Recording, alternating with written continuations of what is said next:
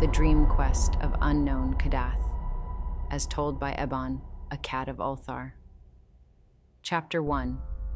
The Astral Journey. I am Ebon, a cat of Ulthar. Like all cats of my kin, I walk the boundary between waking and dreaming, tethered to both realms by the threads of our shared consciousness. Through this infinite web, I know Randolph Carter, a dreamer, astral projecting backward into a fragile vision of his youth, searching for the golden warmth of New England as it once existed in his heart. He believes the city of his dreams, this sunset city, lies in the dreamlands, but I see the truth. The city he seeks is his lost innocence, his vanished peace. I followed him, not to dissuade him, but to protect him. He must take this journey, for only by completing it will he understand that peace does not lie in illusions, but in accepting the flawed, beautiful, waking world. Yet I feared for him. The dreamlands are no mere phantasm. They are dangerous, and Carter's yearning has drawn the attention of Nyarlathotep, the crawling chaos. I feel the malevolent ripple of his influence growing stronger with every step Carter takes. Chapter 2. Warnings of Flame. Carter's journey began in the Cavern of Flame, a shadowed sanctuary where the priests Nasht and Kamantha keep watch over the threshold of dreams. His path through the waking world to this place was difficult. The rituals to cross into the dreamlands left his body weak.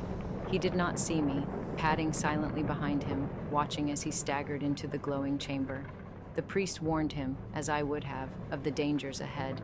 The gods of Kadath do not welcome inquiries, and the dreamlands are treacherous. Their voices resonated with the weight of ancient authority, but Carter, with a desperation born of longing, dismissed their caution. His heart pulled him forward, away from their flames and into the void. I watched him pass into the mist, his figure fading as he entered the dreamlands, and I followed him, my paws silent on the unseen road. Chapter 3. The Enchanted Wood. When Carter emerged into the Enchanted Wood, the air was thick with the scent of moss and distant flowers.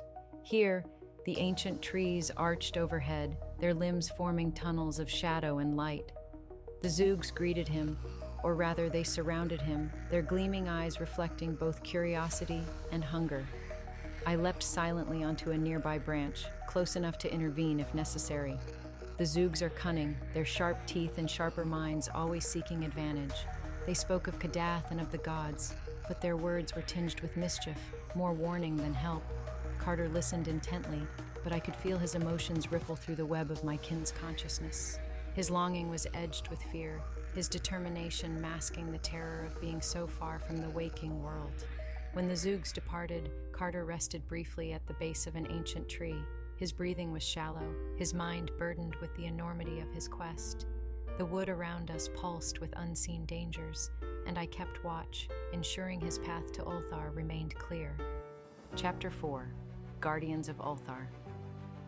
Leaving the Enchanted Wood was no small feat. The trees seemed to close behind us, whispering secrets to the wind. The road to Ulthar was long, winding through rolling hills and narrow paths where shadows played tricks on the eyes. Carter pressed on, each step a testament to his resolve. When we reached Ulthar, the air was softer, the tension of the dreamlands giving way to a sense of calm.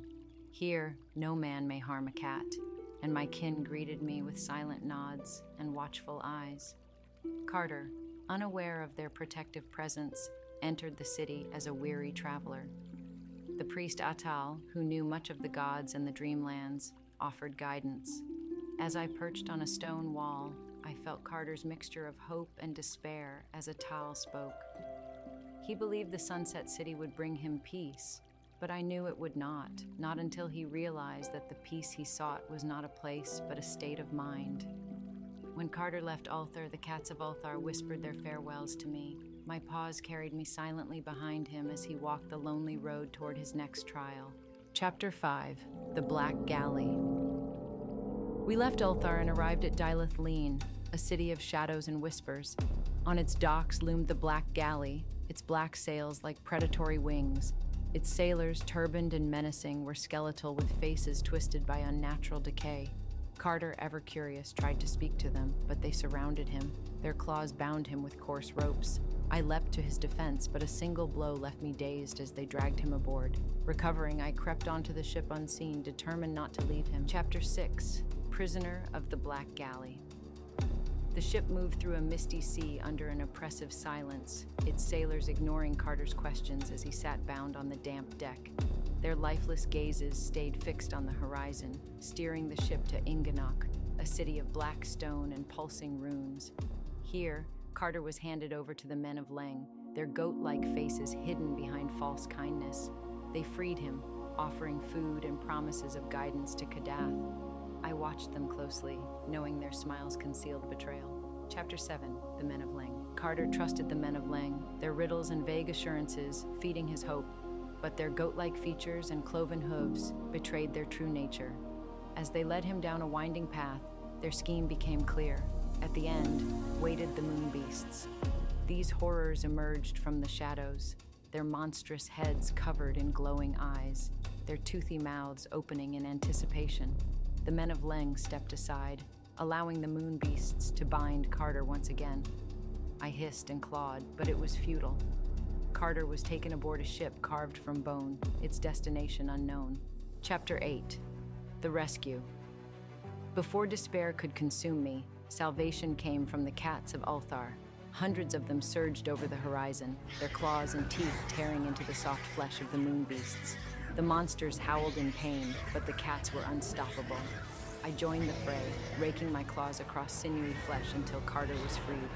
He held me close as the cats surrounded him protectively. Though shaken, his resolve to reach Kadath remained unbroken.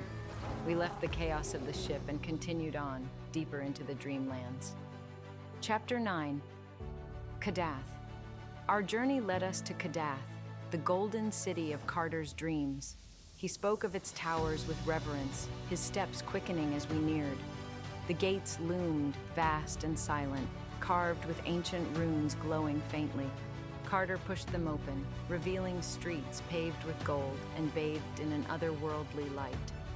But the city was silent, too silent. No gods awaited us, only an oppressive stillness. Then he appeared, Nyarlathotep, the crawling chaos, cloaked in shadow and towering above us. His glowing yellow eyes pierced the golden light as his voice slithered into our minds.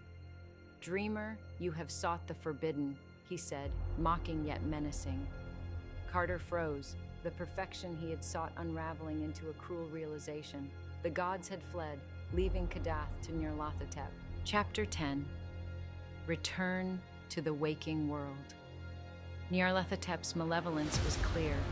He showed Carter the futility of his quest, the folly of his dream. The Golden City was nothing more than an illusion, a hollow shell masking decay. Carter fell to his knees, his spirit shattered. I nudged him, urging him to rise. "You must return," I thought, willing him to hear, and somehow he did. Carter awoke in his bed in New England, his body trembling as he clung to the reality he had nearly abandoned. But his journey had left scars on his soul and the fragile boundary between our worlds. I stayed by his side, watching as he found peace in the mundane beauty of his waking life. But peace was fleeting. The portals between worlds had widened, and Nyarlathotep, even as we rested, was leading the elder gods back to Kadath. Chapter 11. The Warning. I returned to Ulthar and then to Miskatonic University, where the scholars of the waking world gathered. Professors Armitage, Morgan, and Rice listened as I warned them of what was coming. They began preparing, poring over ancient tomes and crafting spells to protect our world. I watched them, knowing the battle ahead would demand everything they had, and more. As I left the university and looked to the horizon, I felt the weight of the coming storm. The dreamer has returned, I thought, but the nightmare has only begun. And in the darkest recesses of my mind, one thought repeated, Cthulhu may yet die, but so may we all.